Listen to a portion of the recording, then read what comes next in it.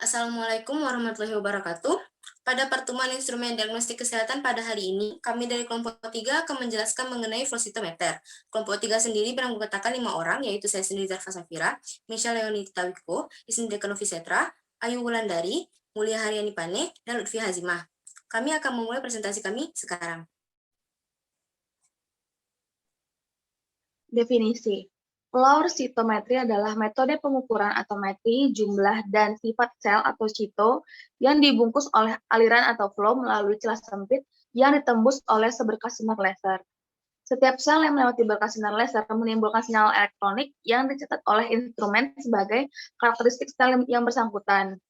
Flow cytometry atau FCM merupakan salah satu metode analisis untuk diagnosis berbagai komponen seluler seperti asam nukleat, lemak, dan protein, organel atau lisosom atau mitokondria, bahkan fungsi atau viabilitas aktivitas enzimatis dari komponen tersebut.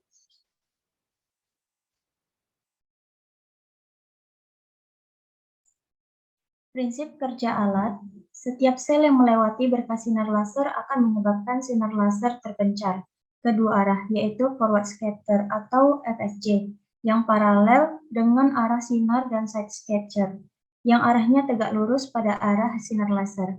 Besarnya FSC berbanding lurus dengan atau menggambarkan volume ukuran sel.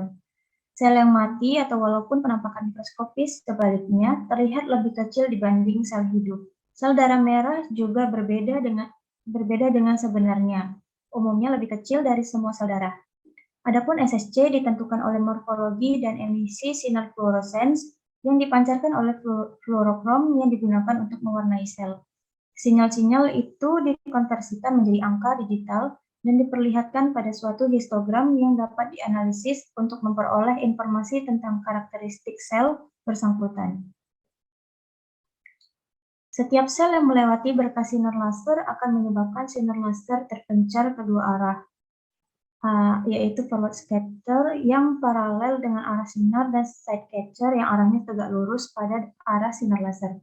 Besarnya FSC berbanding lurus dengan atau menggambar volume atau ukuran sel yang mati walaupun penampakan mikroskopik sebaliknya. Terlihat lebih kecil dibanding sel hidup, sel darah merah juga berbeda dengan sebenarnya. Umumnya lebih kecil dari semua sel darah, adapun SSC ditentukan oleh morfologi dan emisi sinar fluoresens yang dipancarkan oleh fluorokrom yang digunakan untuk mewarnai sel. Sinyal-sinyal itu dikonversikan menjadi angka digital dan diperlihatkan pada suatu histogram yang dapat dianalisis untuk memperoleh informasi tentang karakteristik sel bersangkutan. Kegunaan alat. Yang pertama, analisis dan pemisahan subpopulasi limfosit dengan menggunakan antibodi monoklonal terhadap antigen permukaan yang diberi label dengan zat warna fluorokrom. Pemisahan limfosit yang memproduksi berbagai kelas imunoglobulin dengan menggunakan antibodi monoklonal terhadap kelas dan subkelas lagi spesifik dan tipe L-chain. Memisahkan sel hidup dari sel mati, dan menganalisis kinetik atau siklus sel dan kandungan DNA atau RNA. Pembacaan hasil analisis data.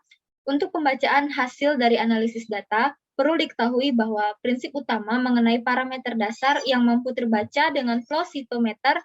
Parameter dasar yang dimaksud adalah karakteristik sel yang mampu diamati secara langsung berdasar pada deteksi yang diterima oleh detektor, yaitu FSC dan SSC.